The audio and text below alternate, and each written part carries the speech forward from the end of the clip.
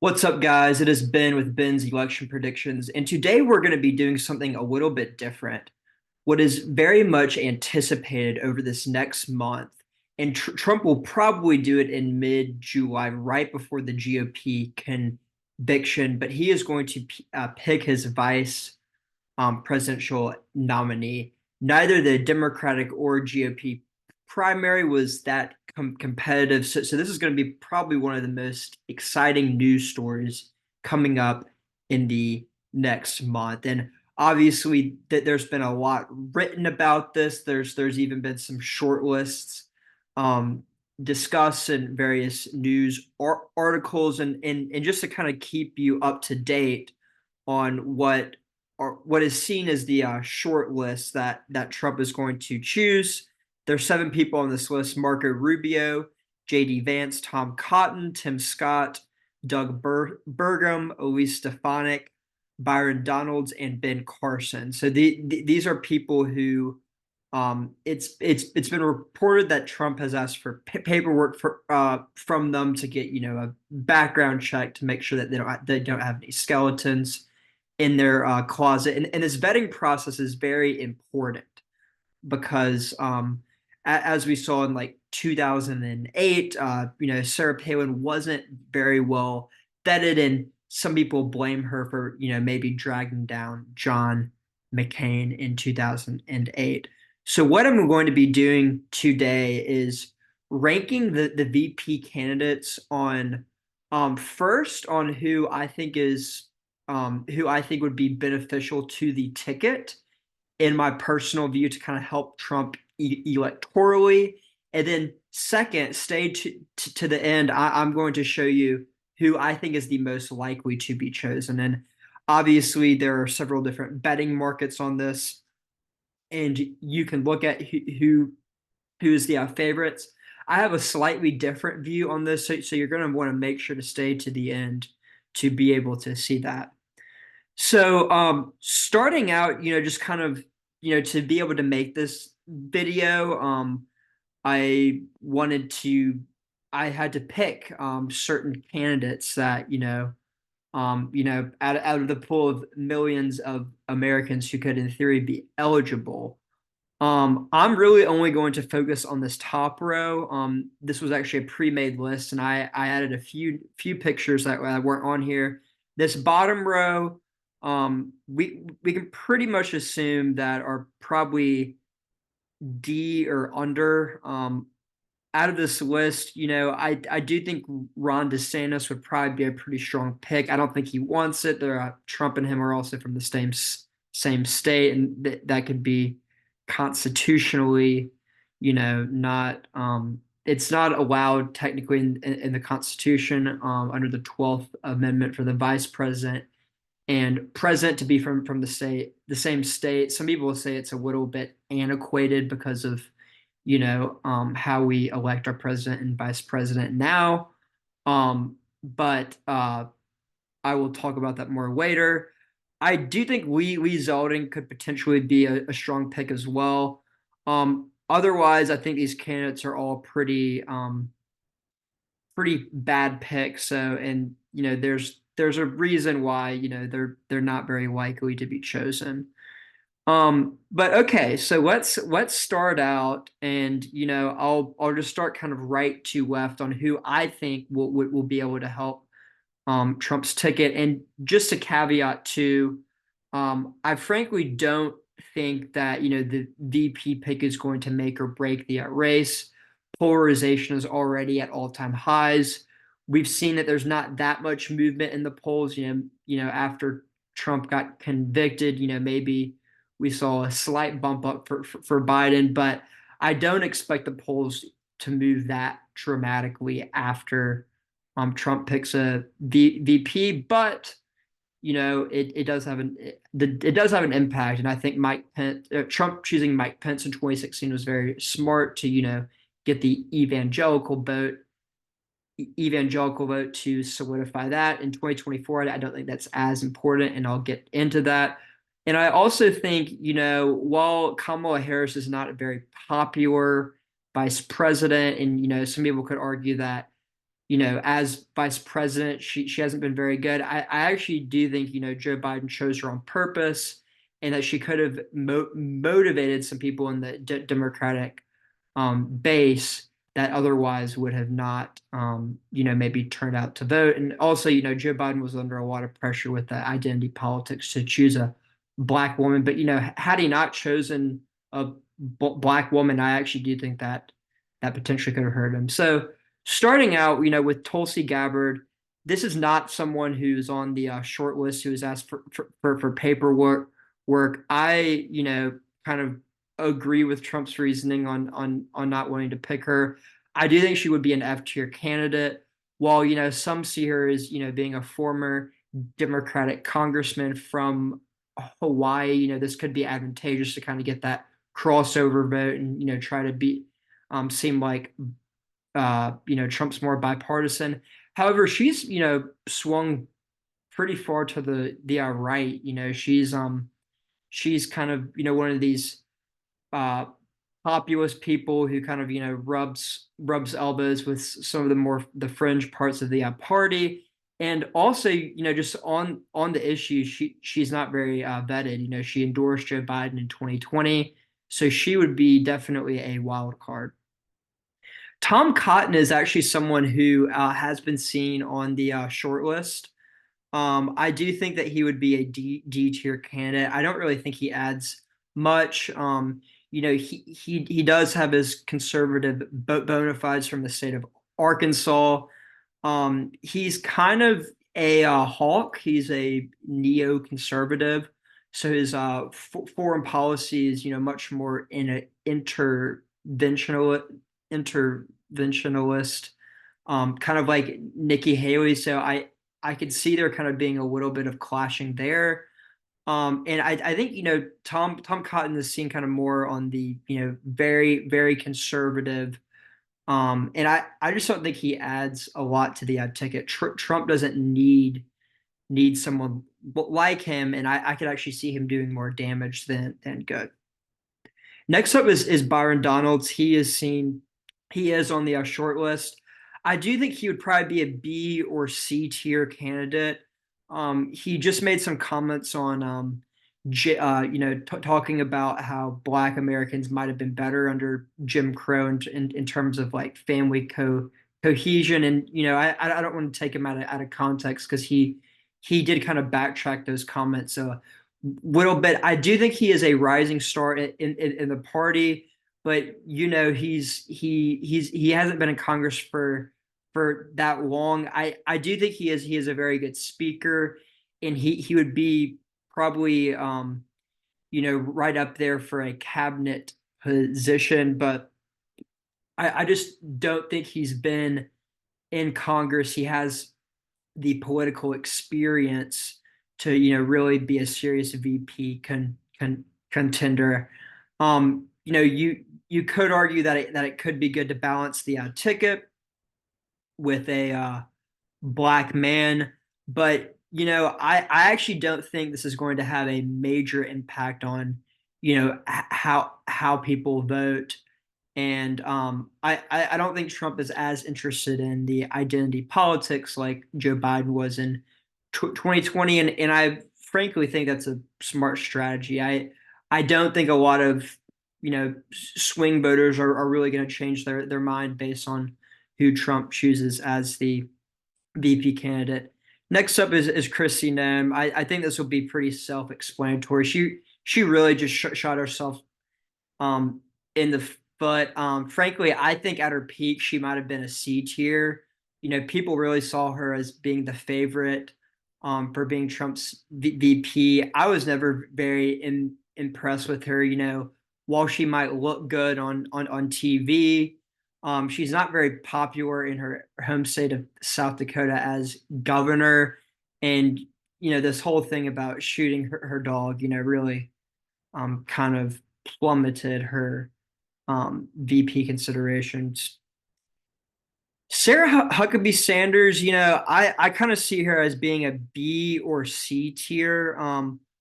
I'll probably put her as a C tier. I think balancing the ticket with a woman who might not be as out there as like Tulsi Gabbard. She, and she's a known quantity. She's the governor of Arkansas. She has had some scandal, but not that bad. Frankly, I just don't think she wants the job. I think she likes being the governor of um Arkansas, and she wasn't on the VP shortlist, but my speculation is that that actually might be more about her not wanting the job rather than Trump not considering her. Um, Next up is Vivek Ramaswamy. Well, personally, the he can be, he's very articulate, he's very smart, very sharp. I just don't think he adds a lot to the ticket. I do think that he could draw in a lot of young voters, but young voters are a very small part of the voting electorate. They have the lowest turnout of all of the age demographics, and I actually do think that he could maybe turn off some older conservative voters, and we saw this in the primary. So I actually don't know how much that, like, while I think the base really likes him, I actually don't think that he could pick up those independent swing moderate voters, which is what the 2024 presidential election is going to come down to. I know this is going to be a little bit of a controversial pick, and Donald Trump has kind of already ruled her out, so she's not very likely to be chosen. She was not on the short list. I actually think that Nikki Haley would be an A-tier candidate. And the reason why is if Trump is just focusing on, you know, maximizing his winning the 2024 election, Nikki Haley is really someone who I think could bring home those independent swing voters. And we saw this in the primary. While the GOP presidential primary was not very competitive, she did, and even after she dropped out, she was getting a big chunk of the vote. And I do think some traditional Republicans who are on the edge, who don't know if they're gonna vote for Donald Trump, sit out, vote third party, or maybe even vote for Joe Biden. I actually think having Nikki Haley on the ticket could shore up some of that support from kind of the country club Republicans. The only way that this could backfire is, it would really piss off the base, I think, and it could backfire in the sense that, like, while Trump would be gaining kind of these more independent swing voters, there's the potential that it could kind of break down his coalition, and he could, lose some of the diehard MAGA people. However, I don't think that's as likely. Next up is Ben Carson. He is a very loyal person to Donald Trump, but electorally speaking, I don't think he really helps Trump at all. I might put him in the C tier, but as age is a huge factor in this election with both Joe Biden and Donald Trump. But Ben Carson's also getting up there in age too, and he's just not a very dynamic speaker. While he's had a um, very successful career as a brain surgeon, and has a great life story, and does have his conservative bona fides, and would in theory could be balancing the ticket in terms of racial diversity. um I just don't really view him as being a serious contender. He was on the short list. However, I really don't see him as being a really serious contender. Next up is Elise Stefanik, and she's kind of seeing the betting odds as kind of being the fourth or fifth person. I think that she would be in the B tier. So she would be balancing the ticket, having a male and a female. And while she's young, she's actually been in Congress for a while, over 10 years. She's Harvard educated. She's pretty high up in the leadership. So unlike Byron Donalds, she does have the political experience. However, she is in the House, and she's only recently kind of gone on TV, and I think like some of these other contenders, she it almost seems like that she's trying to like suck up to Trump, like she's like always on the TV shows, just being a rabid defender. And like some of these other candidates, she was a very vocal anti-Trump, never Trump person that totally switched.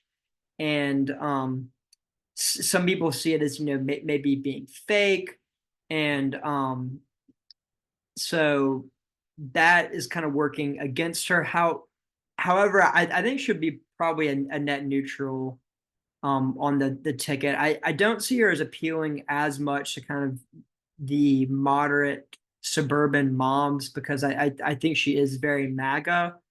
Um, However, on the margin, she could help there. Next up is JD Vance, and I'm putting him in the same categories like Tom Cotton and Vivek Ramaswamy, and I actually do think he's very similar to Vivek Ramaswamy. Maybe he would be in the C tier, but I just don't see him adding very much to the ticket. In terms of ideology and in terms of policy, he is very much aligned with Donald Trump.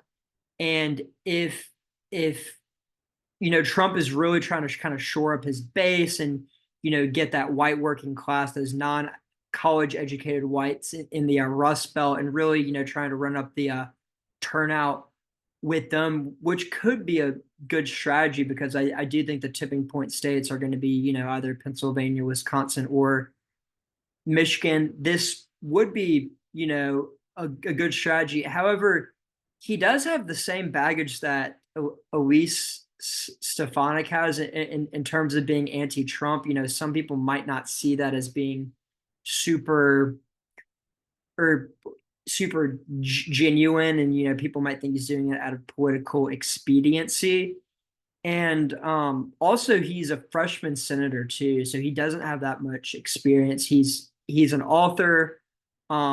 He is very good on TV, which I think is why he should be very clearly in the C tier, and um, probably not the D tier as I had him earlier. And he's the second or third pick in the betting odds, so I think Trump really likes him. I just don't think he helps the ticket that much.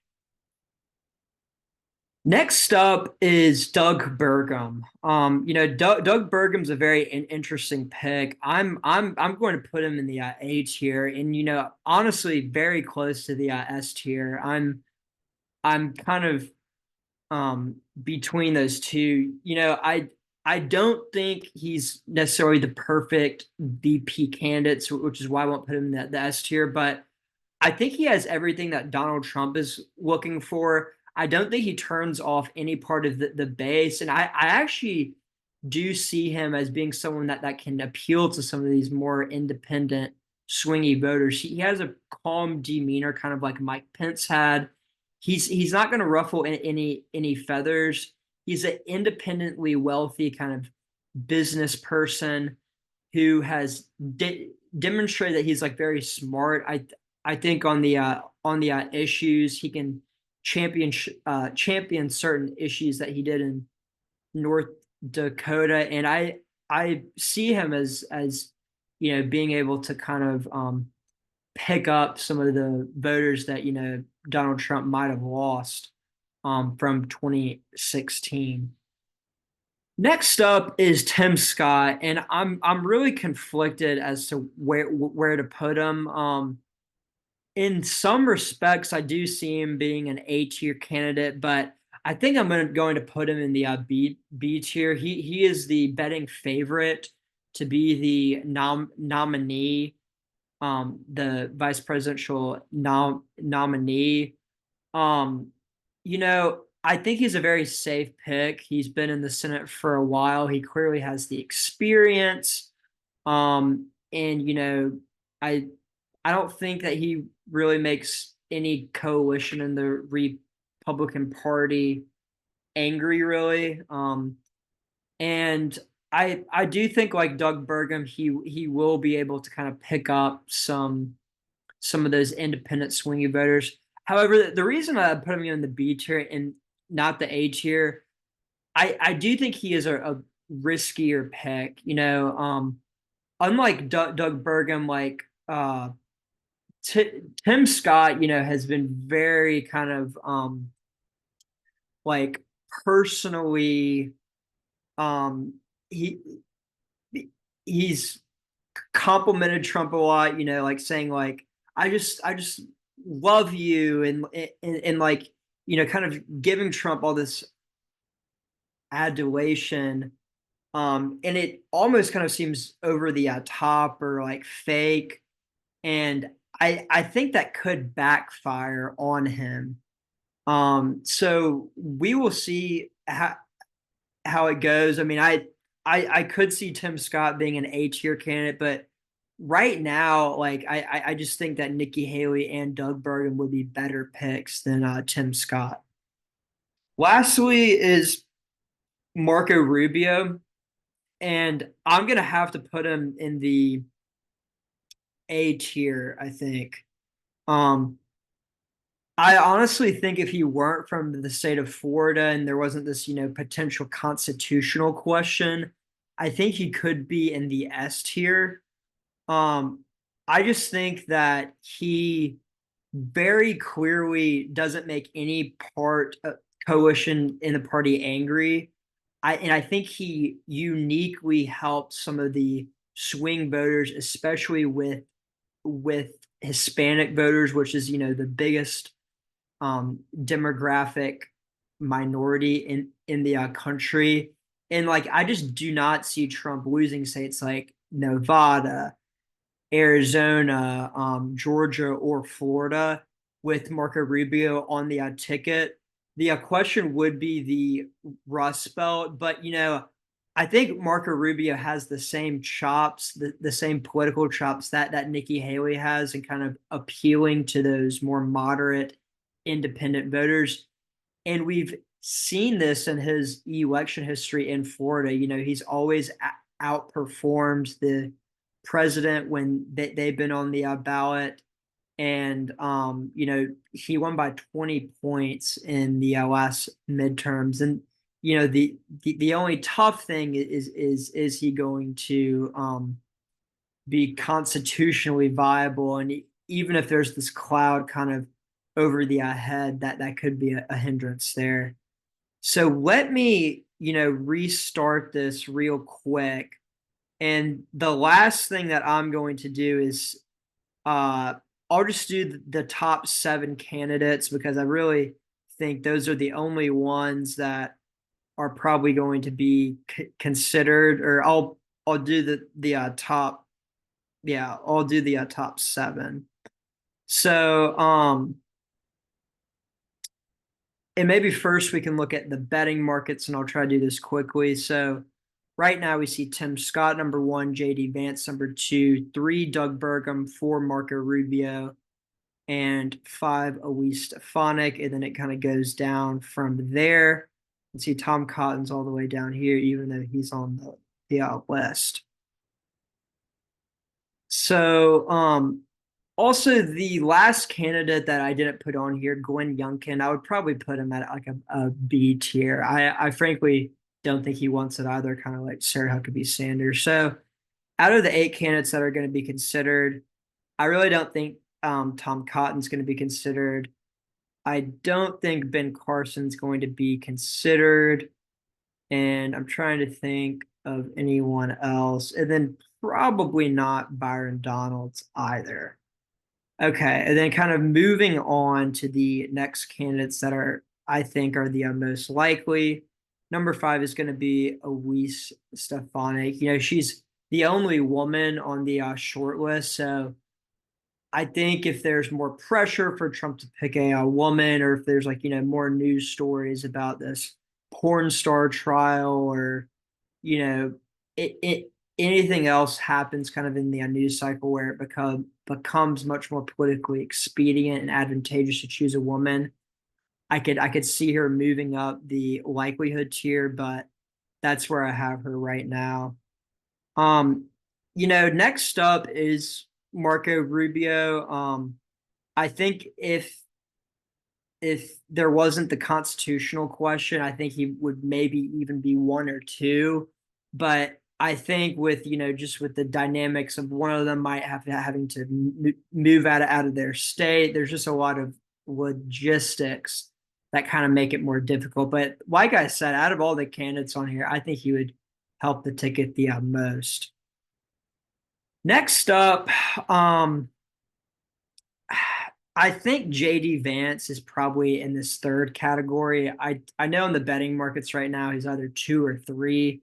I just still have this belief. He's a freshman senator. He's only been in the Senate for 2 years or less than, and he kind of came out of nowhere. And like people are really elevating him to be, this one of the most likely candidates. I do think Trump really likes him, and I do think Trump at the end of the day will have the main